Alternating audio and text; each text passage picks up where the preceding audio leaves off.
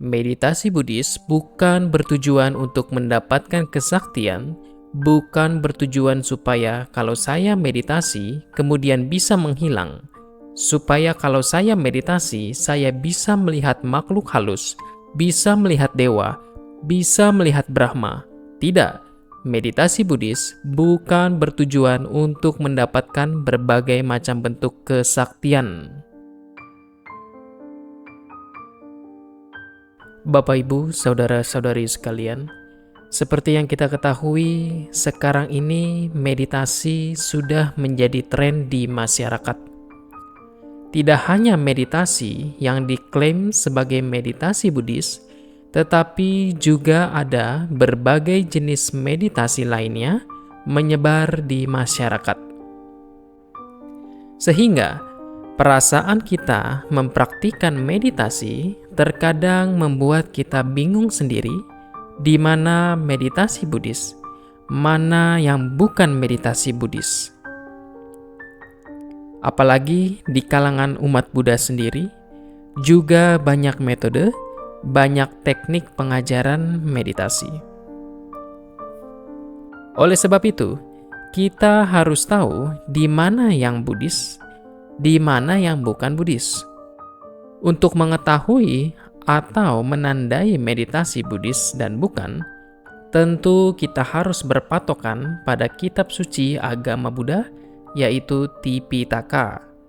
Kalau meditasi tersebut sesuai dengan Tipitaka, maka itu adalah meditasi Buddhis. Tetapi, kalau meditasi tersebut ternyata menyimpang dari apa yang diajarkan Sang Buddha yang terdapat dalam Tipitaka, maka itu bukan meditasi Buddhis. Nah, yang pertama yang harus kita ketahui adalah bahwa tujuan dari meditasi Buddhis tidak lain adalah untuk melenyapkan kekotoran batin. Tujuan meditasi Buddhis tidak lain adalah untuk merealisasi pembebasan. Pembebasan dari segala bentuk duka, dari segala bentuk penderitaan, yang merupakan hasil dari lenyapnya kekotoran batin. Oleh karena itu, meditasi Buddhis bertujuan yang pertama, bukan untuk sekedar mencapai jhana.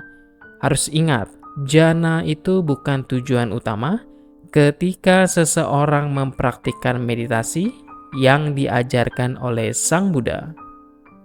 Kalau memang jhana adalah tujuan utama bermeditasi, seperti yang diajarkan oleh Sang Buddha, bahkan ketika Sang Buddha sebagai seorang bodhisattva, sebagai seorang petapa, belum menjadi Buddha, juga sudah mencapai jhana.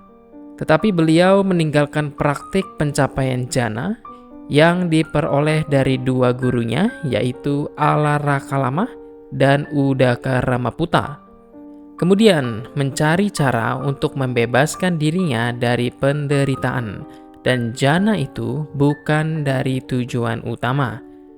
Tetapi, walaupun ini bukan menjadi tujuan utama, pencapaian jhana itu juga masih yang dianjurkan oleh Sang Buddha, karena jhana juga membantu mendukung seseorang dalam upaya untuk melenyapkan kekotoran batin.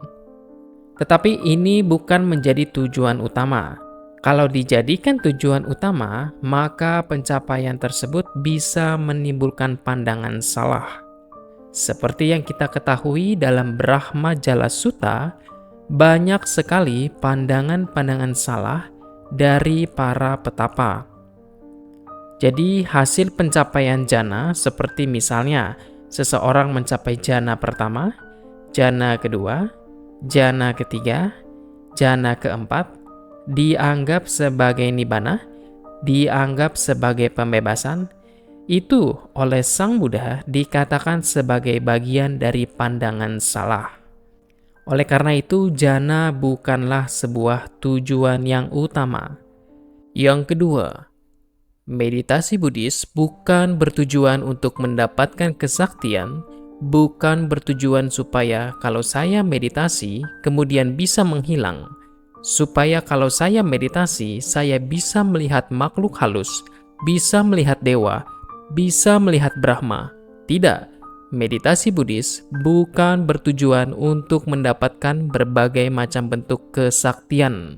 Walaupun seseorang yang bermeditasi menggunakan teknik atau metode yang diajarkan oleh Sang Buddha, bisa juga kemudian orang tersebut mendapatkan kesaktian, mendapatkan kekuatan-kekuatan lainnya. Tetapi itu bukan menjadi tujuan. Sehingga, kalau kita bermeditasi dan kita tidak menjadi sakti, itu tidak masalah. Karena itu bukan tujuan. Bukan tujuan kita bermeditasi sesuai dengan ajaran Sang Buddha. Yang ketiga, meditasi Buddhis itu berbeda dari meditasi lainnya yang sifatnya hanya sekedar ritual. Misalnya, terkadang ada bentuk meditasi yang dilakukan pada malam hari, pada tengah malam, sambil mandi kembang, pergi ke sungai, ke pancuran, dan di sana meditasi dengan ritual tertentu. Ini juga bukan meditasi yang diajarkan oleh Sang Buddha. Seseorang boleh saja menggunakan teknik meditasi dengan cara demikian, tetapi itu bukan meditasi yang diajarkan Sang Buddha. Yang keempat, meditasi Buddhis bukan bertujuan supaya kita berpisah berkomunikasi dengan kekuatan lain. Misalnya, supaya kita bisa berkomunikasi dengan roh-roh yang murni, roh yang suci. Terkadang ada orang bermeditasi sudah mengatakan ketika saya bermeditasi, saya bisa berbicara dengan roh. Dalam ajaran Sang Buddha, meditasi bukan bertujuan supaya bisa berkomunikasi dengan sesuatu yang lain atau bisa berkomunikasi dengan roh. Meditasi Buddhis sekali lagi adalah untuk melenyapkan kekotoran batin, bukan yang lain. Yang kelima, meditasi Buddhis yang diajarkan Sang Buddha juga bukan bertujuan sekedar mendapatkan kesehatan fisik. Walaupun dengan meditasi tidak bisa kita pungkiri fisik menjadi sehat, paling tidak penyakit-penyakit fisik yang muncul dari pikiran seperti kecemasan, ketakutan, kekhawatiran yang bisa menimbulkan sakit fisik dapat lenyap dengan batin yang bersih. Maka penyakit fisik yang muncul dari batin itu lenyap. Tetapi meditasi Buddhis tujuan utamanya bukan untuk melenyapkan penyakit fisik, walaupun pikiran kita sudah bersih, walaupun kita tidak memiliki kekotoran batin, penyakit fisik masih akan muncul karena penyakit fisik tidak hanya muncul dari pikiran. Banyak faktor lain yang bisa menimbulkan penyakit fisik, seperti makanan, perubahan cuaca, karma kita, dan hasil dari interaksi dengan lingkungan sekitar yang juga bisa menimbulkan penyakit fisik. Maka, meditasi Buddhis bukan bertujuan untuk terbebas dari penyakit fisik. Hal tersebut tidaklah masalah. Tidak dilarang bermeditasi supaya mendapatkan kesehatan fisik, tetapi itu bukan tujuan utama ketika bermeditasi menggunakan ajaran Sang Buddha. Lantas, apa tujuan meditasi Buddhis? Sekali lagi, intinya adalah untuk melenyapkan kekotoran batin. Dan jika dijabarkan, meditasi Buddhis tidak lain adalah untuk memahami 4 kebenaran mulia. Tujuannya adalah untuk memahami apa itu duka atau penderitaan dan apa itu realitas kehidupan. Itulah yang pertama. Yang kedua, meditasi Buddhis bertujuan untuk melenyapkan sebab yang tidak lain adalah melenyapkan kekotoran batin itu sendiri.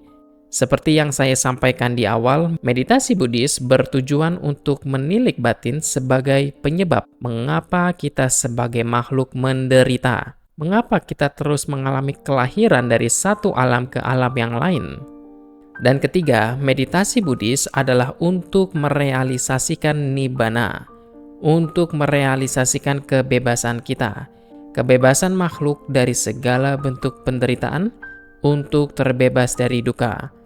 Dan tentu yang keempat, meditasi Buddhis adalah untuk pengembangan jalan yang menuju pada lenyapnya penderitaan, yang tidak lain adalah pengembangan jalan mulia berunsur 8. Maka meditasi Buddhis tidak lain adalah untuk memahami, untuk menembus 4 kebenaran mulia. Sehingga Bapak Ibu, saudara-saudari sekalian, kalau kita bermeditasi, ukuran kita adalah apakah kita sudah mendapatkan manfaat dari meditasi atau tidak. Ukuran tersebut adalah apakah kita sudah mulai sedikit menanjak ke atas dalam pengembangan meditasi atau tidak. Ukurannya adalah apakah kekotoran batin kita sudah berkurang. Apakah dengan meditasi yang kita praktikan, kekotoran batin berkurang atau bertambah? Kalau semakin berkurang, semakin terkikis, artinya meditasi yang kita praktikan adalah meditasi yang diajarkan Sang Buddha. Tetapi kalau kemudian setelah kita melihat, ternyata kekotoran batin kita bertambah, artinya apa yang kita praktikan, meditasi yang kita praktikan tidak sesuai dengan ajaran Sang Buddha. Itulah Bapak Ibu, saudara-saudari sekalian. Semoga apa yang saya sampaikan bisa memberikan pemahaman. Semoga kita dapat merealisasi kebebasan sejati. Sabe sata bawantu sukitata, semoga semua makhluk berbahagia.